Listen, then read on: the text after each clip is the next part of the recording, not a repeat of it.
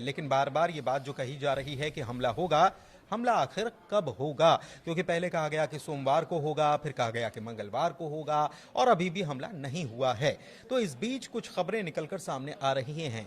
क्यों? क्योंकि 2 दौर की बैठक के बाद अब तीसरे दौर की बैठक का वक्त आ चुका है। क्या इसी का इंतजार किया जा रहा था? और ट्रंप के दिमाग में आखिर क्या चल रहा है? बहुत सारी चीजें, उनके बयान, ट्रंप के बयान, और इसके बीच ईरान की तैयारी, और इन दोनों खबरों के बीच में एक खबर और है।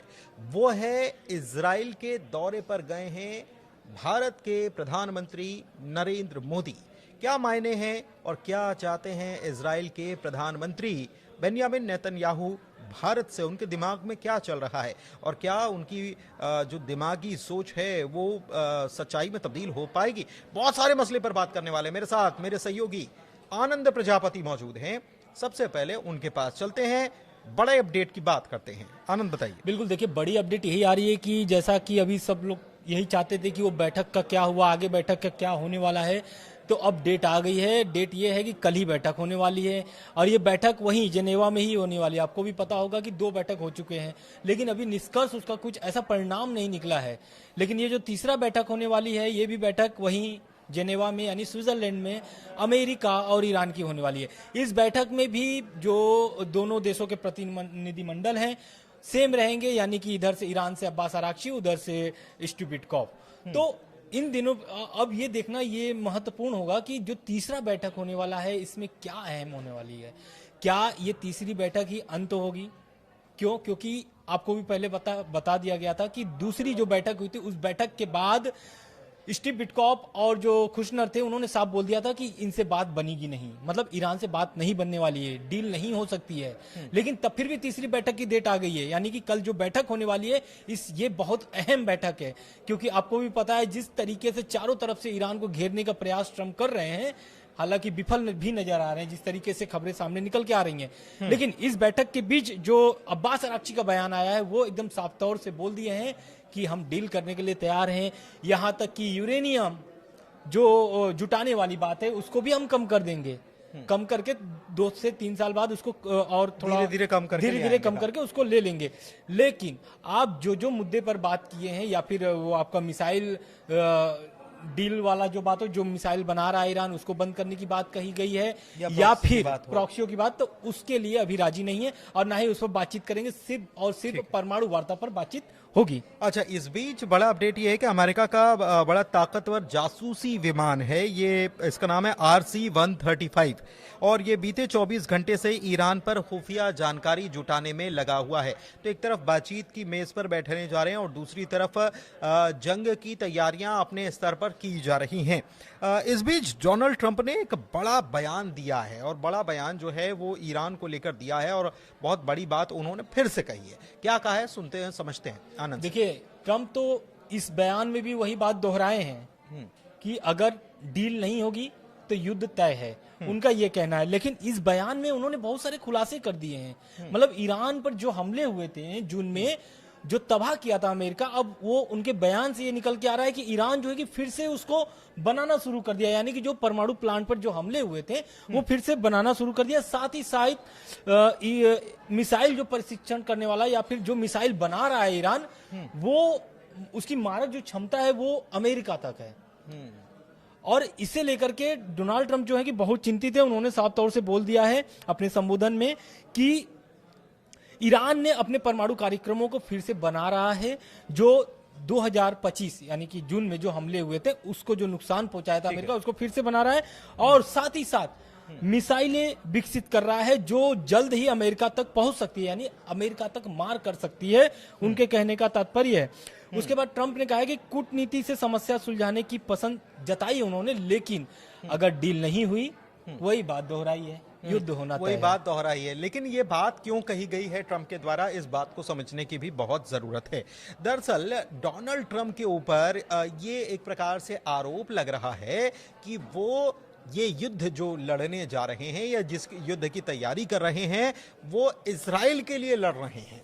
मतलब अमेरिका इसराइल के लिए ईरान से जंग लड़ने जा रहा है और इसी बात पर सफाई ट्रंप दे रहे हैं और उनका यह कहना है कि हम इसराइल के लिए नहीं लड़ रहे हैं, बल्कि हम इसीलिए लड़ रहे हैं क्योंकि एक दिन ऐसा आएगा जब ईरान अमेरिका तक अपनी पहुंच बना लेगा और यह पहुंच ना हो पाए, उसका मिसाइल प्रोग्राम इतना डेवलप हो रहा है तो यह ना हो पाए और इसीलिए हम ये सारी तैयारी कर रहे हैं। लेकिन फिर भी वो कह रहे हैं कि हम बातचीत के लिए राजी हैं और तमाम तरीके की बातें।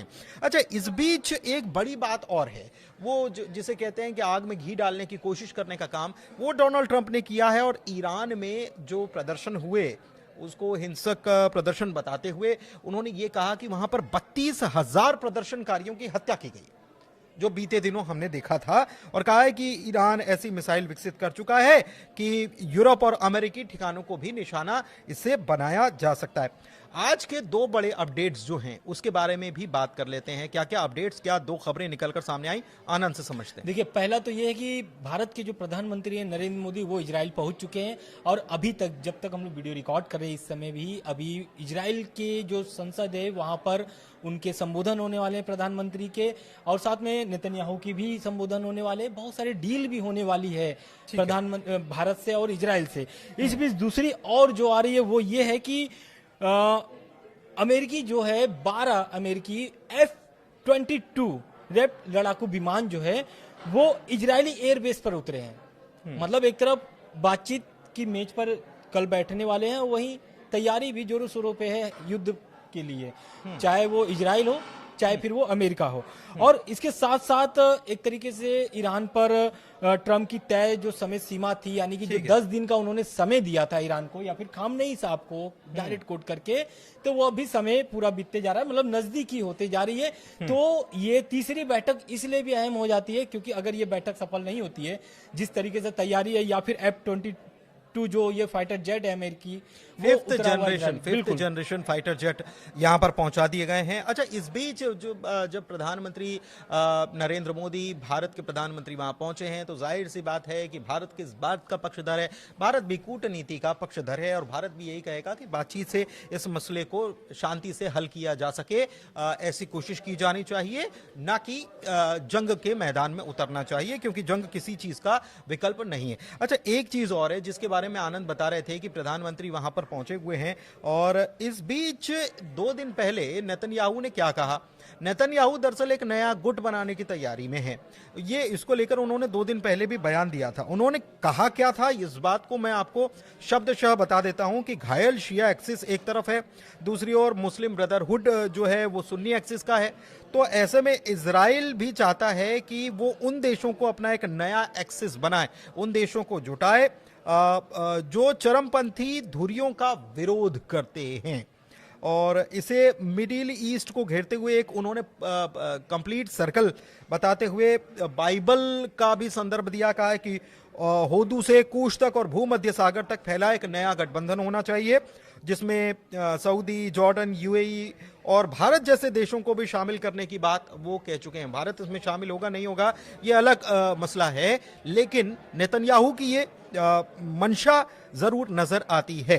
एक चीज और है कि IRGC जो है उसने अमेरिका और उसकी फोर्सेस को और साथ ही साथ यूएई की फोर्सेस को भी समझाइश दे दी है कि आप ईरान की जमीन पर हमला करने की गुस्ताखी ना करें, और अगर ऐसा होता है तो आपको ये बैलिस्टिक मिसाइल ईरान की जो है उसके हमलों के लिए तैयार रहना होगा। और यूएई के सबसे बड़ा लार्ज मिलिट्री बेस जो है वहां पर करीब जानकारी जो है उसके मुताबिक 7,000 अमेरिकी और यूएई के सोल्जर्स हैं।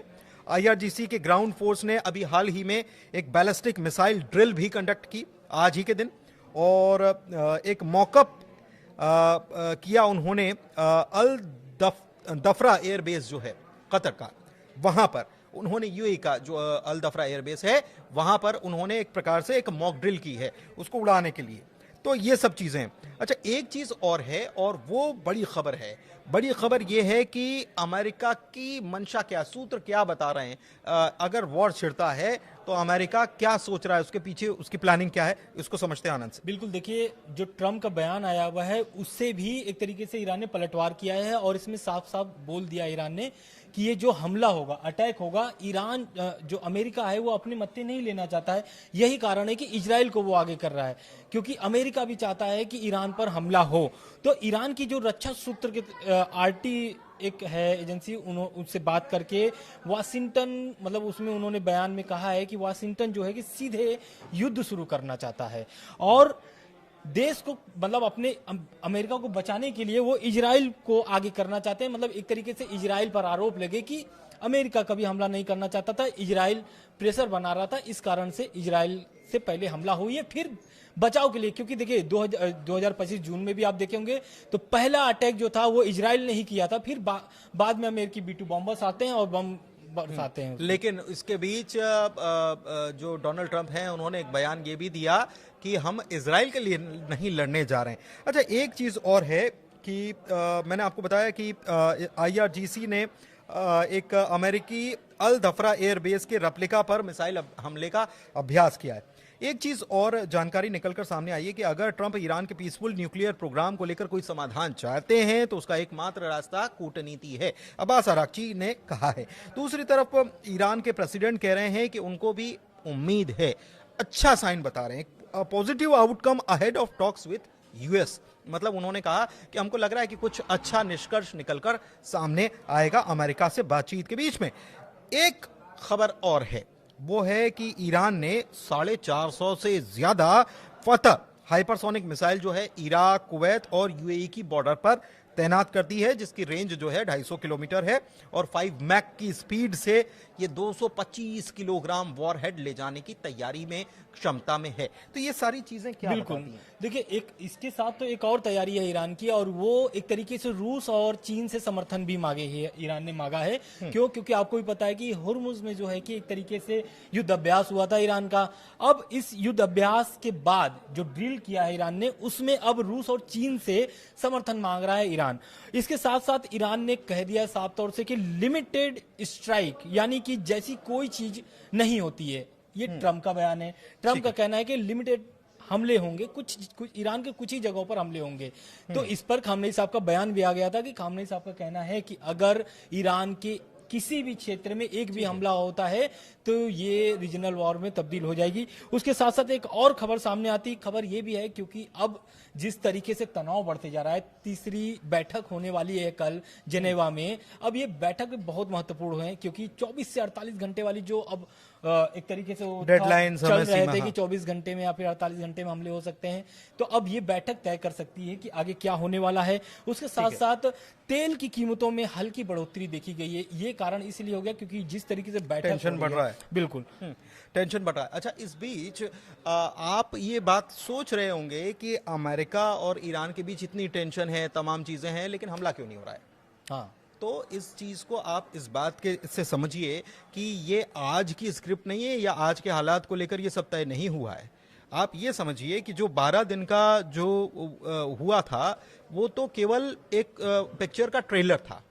क्यों हम ये कह रहे हैं? क्योंकि जब 12 दिन हुए और तब जब ईरान सबसे कमजोर था, उस वक्त, कमजोर कहने का मतलब मेरा यह है कि ईरान ने अपनी मिसाइल पावर तो दिखाई, लेकिन उस वक्त ईरान की फ्रंट लाइन जो थी उसको तोड़ने का काम किया, टॉप लाइन जो है उसको तोड़ने का काम किया था मोसाद ने। और उस वक्त अगर आप देखेंगे तो उस वक्त अमेरिका चाहता तो और आगे हमले बढ़ा सकता था, लेकिन अमेरिका पीछे हट गया। क्यों? क्योंकि एक होता है प्लानिंग और दूसरा होता है एग्जीक्यूशन। तो प्लानिंग तभी हो गई थी कि 6 महीने बाद क्या करना है, और ईरान को भी इस प्लानिंग की कहीं ना कहीं भनक लग चुकी थी, इसलिए ईरान ने अपनी तैयारी जो है पूरी तरह से मुकम्मल कर ली। अभी भी इसलिए नहीं हो रहा है क्योंकि प्लानिंग जो की गई है उसके हिसाब से एग्जीक्यूशन अभी हुआ नहीं है, अभी जमीन पर वो तस्वीर नजर नहीं आ रही। और सबसे बड़ी बात, सबसे बड़ी दिक्कत यह है कि जो प्लानिंग बनाई गई, जिन लोगों ने बीच में बैठकर प्लानिंग बनाई, उन लोगों से इतर जिनको एग्जीक्यूट ये करना है वो अलग दुविधा में फंसे हुए हैं। हम बात कर रहे हैं अमेरिकी सैनिकों की। गेराल्ड फोर्ड जो जहाज है उसका टॉयलेट जाम हो जाना, पहले से ही वो खराब था, उसको भेजा जाना, क्या ये जिद है?